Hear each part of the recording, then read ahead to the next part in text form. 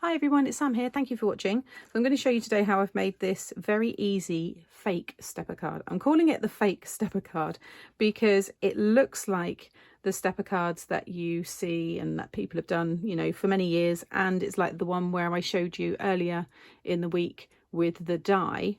But actually, when you turn it on its side, this is just one piece of card, just scored. And then this is a separate piece stuck over the top with a little stopper in the middle. So it's just 3 pieces of the cardstock scored and then stuck together. So there's no cutting with any kind of, you know, you cut in nice where you have to sometimes cut into the cardstock. You don't have to do any of that. This is a 6x6 size, so it all folds flat and then it just naturally pops up and it displays really nicely. You've got all your space as always on the back, and then that lovely decoration on the front. This one's a thank you card. I'm always needing thank you cards, and I think it looks really pretty. So let's get started.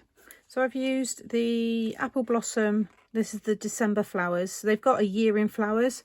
So I've used this one here. So I've just, it is attached with the December, but I've just cut across the stamp there.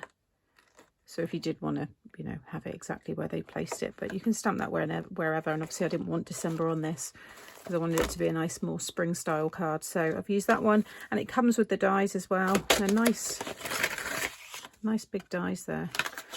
So that's the little belly band to keep them together. But yeah, get the 2 of those. And then I have used this one again. I'm really enjoying using these at the moment. And there's the thank you. But you've also got the stamps to go with it. So you've got with sympathy, you are amazing, thinking of you, and good luck. But there's other ones as well. So I've used that. And then double-sided adhesive sheets just to attach the sentiment because it's so thin. And the embossing folder is an old Crafter's Companion basket weave. So I've already gone ahead and stamped and coloured all of these. And I've used my accent glaze just in the centres there. As you can see, they've got some dimension and some shine to them as well. And the sentiment, which we'll go through in a moment. Okay, so you want a piece of 11 by 6. And along the 11-inch side, you're going to score at 1, 2, 5.5, 9 and 10. Really simple folding. If you flip it, let's just see, flip it over and score the 2 and the 9 again, because you're going to be folding those differently. So you want to fold so you've got a mountain for the first one, then a valley, mountain for the middle one, then another valley, and then finish with a mountain. So you've got that shape there. Okay, and then these are the pieces to go over the top, although that one looks like it's cut too thin. They need to be 3.5 wide.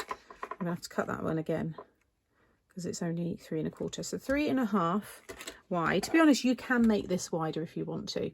It's this panel here. So if you want to have it bigger or thinner, maybe you want to disguise it and have everything stuck over it, then you could just have a thin strip if you wanted to. But it's 3.5 by 6 3/4 for this one. And you're going to score at 5 7/8. We just want a 7/8 of an inch kind of tab here. In fact, I'm going to flip it over and score it that way because it's going to stick inside this valley. So it's disguised, like hidden. You then want the other one, which again is 3.5 by 7 1/4.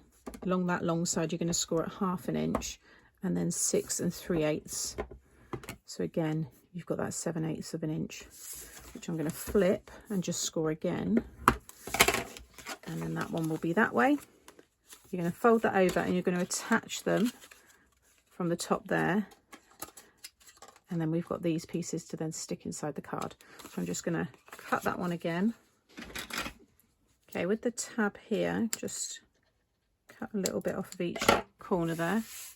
And then just run your glue all along there and stick it at the end of the other piece. So you've got these tabs at the end, like so. You're then going to open it up and it's going to go either side of this and it's going to stick inside there. So I've done the 7/8 of an inch, so it would definitely hide behind that piece there. If you want to, you can fold it that way and stick it onto that piece, but then you're more, it's more obvious, you're going to see it. So I just thought by having it on that piece you were less likely to. So I'm going to use the quick grab glue, do one at a time. Now if you want to cover all of this, then you want to do that. I do it before you stick this piece on, whereas I've just added these kind of fake stepper looking pieces because that's what gives it that look. So you want to have it this way, and you want to do it, so I think it was 1 1/4 on each side. So 1 1/4, yeah, 1 1/4. So just get it in the center and then just make sure it's butted right down into that fold. You'll see it's now attached in there. And now you just do the same with this side. You'll see it lines up perfectly because of the measurement that we did there. I came in just by 1/8 of an inch, just so it wasn't gonna like buckle, and I wanted it to all fit within that 6 by 6 size when it's flat. So just fold that one over like so. So now you can see we're starting to get that kind of fake or faux stepper look, but right now it's not really gonna hold itself upright so well. So I've got this piece of 4 by 4, and you just want to score it 1, 2 and 3. If you flip it over, score at the 1 and the 3 again, and then flip it back over again, and then you want to create a mountain, valley and a mountain fold. You then want it to be a W shape, and you're going to add your glue to one of the outer sides there, and you're working on these middle bits here. You just want to sit it so that the fold of this piece lines up kind of with the fold, the base fold. I just hold it up with this one here near to the bottom, but you don't have to have it flush with the bottom, but you can see there it's about maybe 1/8 of an inch off. And then just add your glue along that one, and you want to squash it all down, so concertina fold it all down like so, and then just close the card. So you should now have your 6 by 6 size, so that will fit into your envelope. There's a bit of dimension, so you might want to pop it in a box envelope or one of my bouncy envelopes, and I'll link all of those in the tutorial or at the end. So now that will only open the 2 inches like so, and there you go, stands up really nicely. So next we can add all of the mats and layers. So I've gone for black and white. So these pieces here, I've got 2, one for the front and one for the back, 3 1/4 by 5 1/2, and then these 2 pieces, 3 by 5 1/4, plain one for the back. This is the one that I've embossed with that embossing folder, and I'm just going to add a little bit of blue ink to the middle there.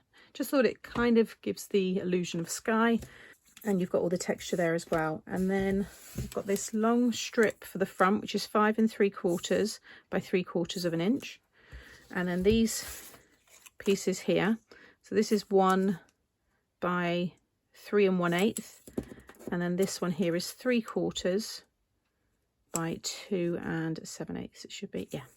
And again, I've embossed those, so those are going to stick on top of each other along with those. Going to go on there and the sides and along the bottom, and I'll get this one inked up. I'll do this quickly first. So I've just used the tumbled glass first of all, kind of in the middle, and I've just started to go out to the sides but without coming off the edge, so it just kind of fades,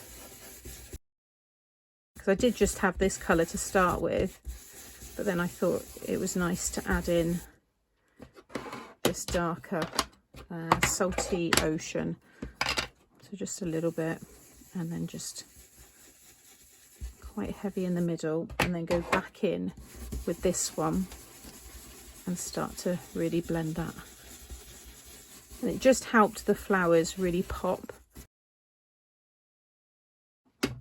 So now I'm going to stick all of this down.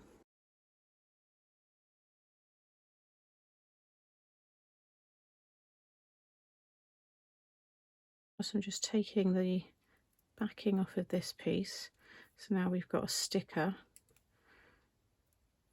and then you've got the outline die here. So just start off with the end get that equally kind of spaced, and then the rest will all fit into place. I'll just use my tweezers there, kind of helps line everything up.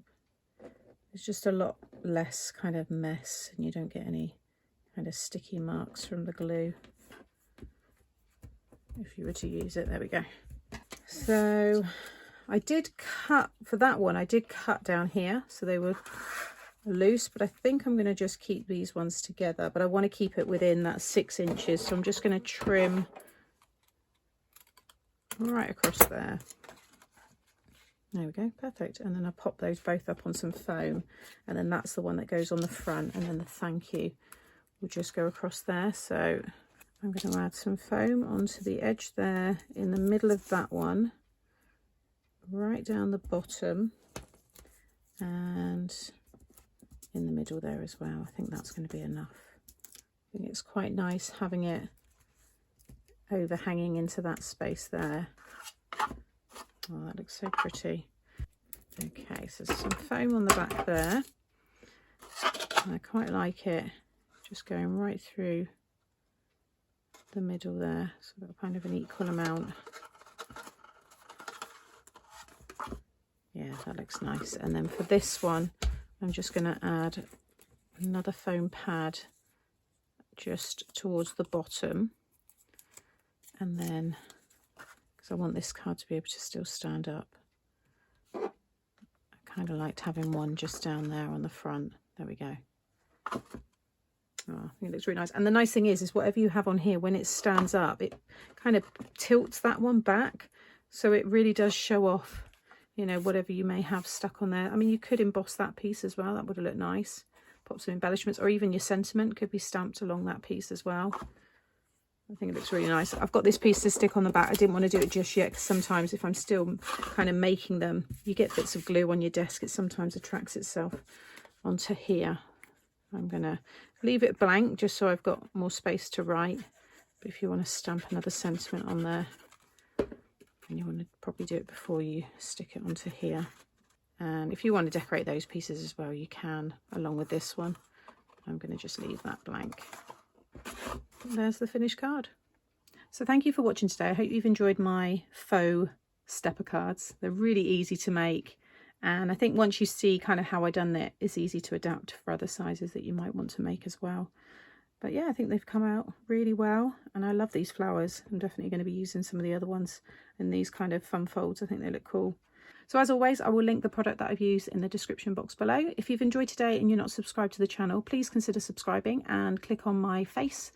That will subscribe you to the channel. And if you hit the notification bell, then you'll be notified every time I upload something new, and you won't miss out.